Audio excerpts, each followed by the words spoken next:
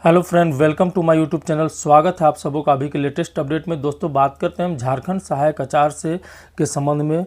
देखिए, यहाँ पे है कि जेटेट पास सहायक अध्यापक संघर्ष मोर्चा के अगुआ साथी जो हैं वो नगर विकास मंत्री से मिले हैं आज जाकर, और उनसे बात किए हैं। किस लिए कि 6/6/2025 को आप देखिए कि जो डीवी लिस्ट जारी किया गया है सहायक आचार्य परीक्षा को लेकर के, वो सूचना संख्या था 68, उसमें बहुत सारा त्रुटि है। उसी त्रुटि को लेकर के वो गए हैं, वहाँ पे मिले हैं। और उसमें देखिए उनका क्या मुख्य मांग है कि रिस्पॉन्स शीट के अनुसार 90% पारा टीचर सहायक आचार्य में पास किए हुए हैं। देखिए, रिस्पॉन्स शीट जारी किया गया था, आंसर की जारी किया गया था, उसमें बहुत सारे सहायक अध्यापक जो थे वो अपना मिलाकर देखे आंसर को, तो लगभग 90% जो पारा टीचर हैं, सहायक अध्यापक हैं, वो सहायक आचार्य में पास किए हुए थे। लेकिन अब क्या हुआ कि आपका जब डीवी के लिए बुलाया जाता है जेएसएससी से, तो कॉमन मतलब एक ही में आपको डीवी लिस्ट जारी कर दिया गया 2734 या कुछ है ऐसे ही। तो उसी को लेकर के है कि जब गैर पारा का 2500 सीट है और पारा का 2500 सीट है, तो दोनों का अलग अलग जारी करना चाहिए था डीवी लिस्ट। दूसरा नंबर, एक ही में डीवी लिस्ट जारी करने से पता नहीं चल पा रहा है कि कितने जो हैं सहायक अध्यापक आपका इसमें पास किए हैं। अब देखिए, यहाँ पे अभी तक किसी को कुछ क्लियर नहीं हो पा रहा है कि नॉर्मलाइजेशन हुआ है उसमें कैसे बाहर किया गया है, वो चाहे पारा के अभ्यर्थी हो चाहे गैर पारा के, अभी तक स्पष्ट नहीं है। जब तक जेएसएससी नहीं बता पाएगी कि ये किस नियम के तहत नॉर्मलाइजेशन किया गया है, उसका क्या है नियम, पता चलेगा तभी ये हो सकता है। जैसे बहुत सारे लोग पेपर 4 में बात कर रहे हैं कि अलग अलग खंड में 33% लाना है।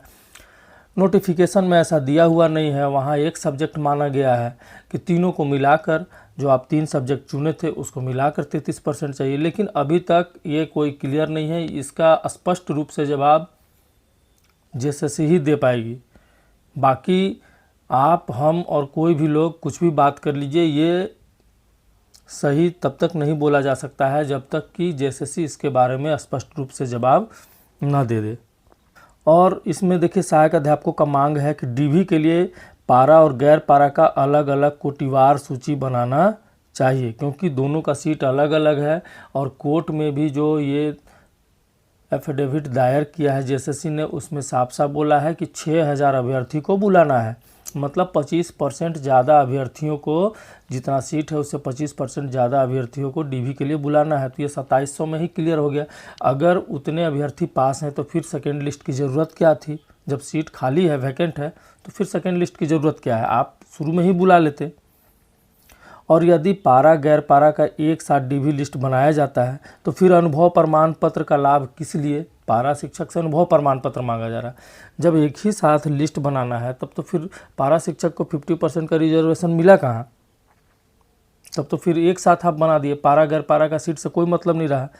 तो आइए जानते हैं कि नगर विकास मंत्री को जो है टेट पास अगुआ साथी ज्ञापन सौंपे हैं और क्या क्या बात हुई है उसके बारे में यहाँ देखते हैं। यहाँ देख लीजिए, नगर विकास मंत्री सुदीप कुमार सोनू जी हैं, और ये सहायक अध्यापक के अगुआ साथीगण जो कि जाकर मुलाकात की है। सुदीप कुमार सोनू जी मंत्री जी हैं और ये सहायक अध्यापक के अगुआ साथीगण हैं। ये गए हैं अपनी समस्याओं को लेकर और एक ज्ञापन भी सौंपे हैं, और शायद उनके सामने कुछ स्पष्ट बात भी हुई है जो कि फिर पोस्ट के माध्यम से मैं या अगले वीडियो में आपको इसके बारे में बताऊंगा। लेकिन अभी क्या क्या बातें हुई हैं वो अभी हम लोग देखते हैं। यहाँ जो है टेट पास सहायक अध्यापक संघर्ष मोर्चा गिरिडीह, ये मनोज शर्मा हैं, जिला अध्यक्ष हैं, और ये अरविंद पांडे जिला महासचिव, और अभिषेक सिन्हा संयोजक हैं, और ये देखिए पत्रांक है। और यहाँ पे क्या वो मिलने के बाद ज्ञापन सौंपे हैं उसके बारे में देखते हैं हम लोग। सेवा में माननीय मंत्री महोदय, नगर विकास एवं आवास मंत्री सह उच्च शिक्षा एवं तकनीकी मंत्री, झारखंड सरकार। विषय में क्या है कि विज्ञापन संख्या 13/2023 के अंतर्गत दिनांक 6/6/2025 को जारी आवश्यक सूचना संख्या 68 के त्रुटि के संबंध में महाशय। अब आगे देख लेते हैं। उपरोक्त विषय के संबंध में अंकित करते हुए विज्ञापन संख्या 13/23 के अंतर्गत डीवी के लिए दिनांक 6/6/25 को निकाले गए सूचना संख्या 68 में निम्नलिखित त्रुटि की ओर आपका ध्यान आकृष्ट कराना चाहता हूं। पहला नंबर में देखिए, वो बोले हैं कि जेएसएससी द्वारा स्नातक प्रशिक्षित सहायक आचार्य के प्रत्येक कोटि गणित और विज्ञान, सामाजिक विज्ञान और भाषा के लिए 5000 सीट के विरुद्ध 6000 अभ्यर्थी को अल्प सूचीबद्ध करते हुए डीवी के लिए बुलाने संबंधित हलफनामा हाई कोर्ट केस नंबर यहाँ देख सकते हैं आप में जमा किया गया है। लेकिन सूचना संख्या 68 के द्वारा गणित एवं विज्ञान के 5000 सीट के विरुद्ध मात्र 2734 अभ्यर्थियों को ही बुलाया गया।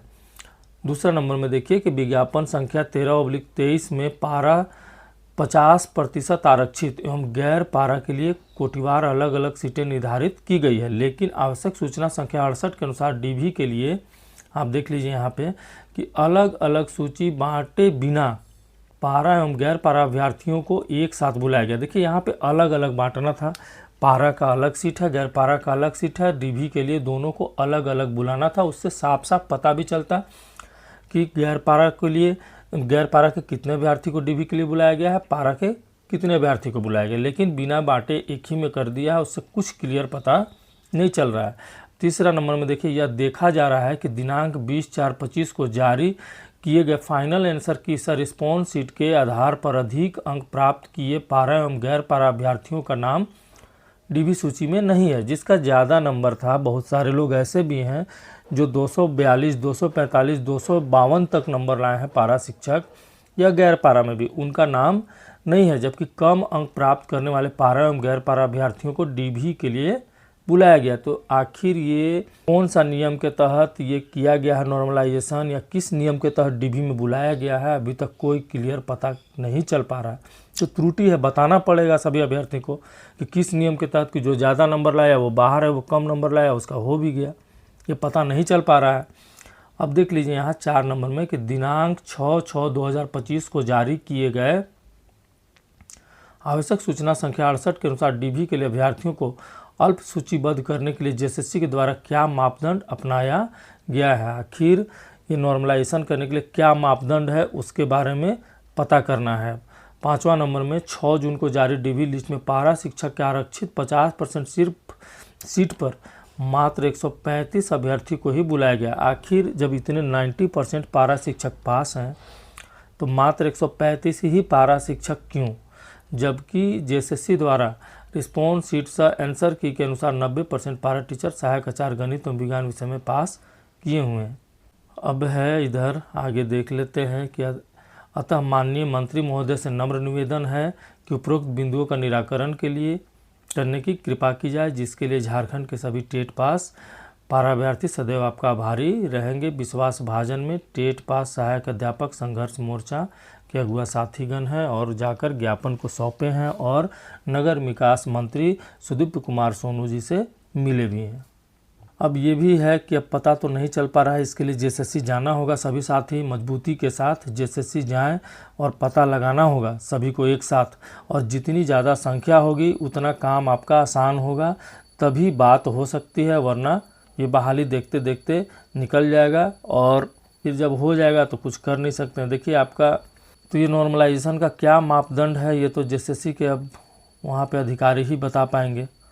और सोमवार को देखिए उधर सीमांत घोषाल भी जो है टेट पास के अगुआ नेता जो हैं वो भी बोल रहे हैं कि सभी लोग जेएसएससी आइए और इसके बारे में बात करना होगा। और सबसे पहला चीज़ कि जो पारा शिक्षक का सीट है और गैर पारा का सीट है दोनों का अलग अलग डीवी लिस्ट जारी किया जाए। देखिए ये सबके साथ होगा। अब त्रुटि अगर एक बार हो गया, अगर इसके पीछे आवाज़ नहीं उठाइएगा तो अभी एसएसटी का होने वाला है, उसके बाद 1 to 5 का फिर बहाली होने वाला है।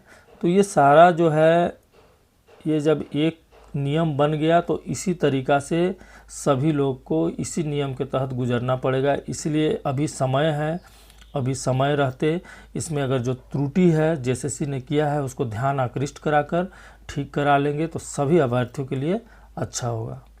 तो दोस्तों ये था अभी का अपडेट अच्छा लगा हो तो चैनल को लाइक, सब्सक्राइब, कमेंट जरूर करेंगे दोस्तों। तब तक के लिए जय हिंद, जय भारत।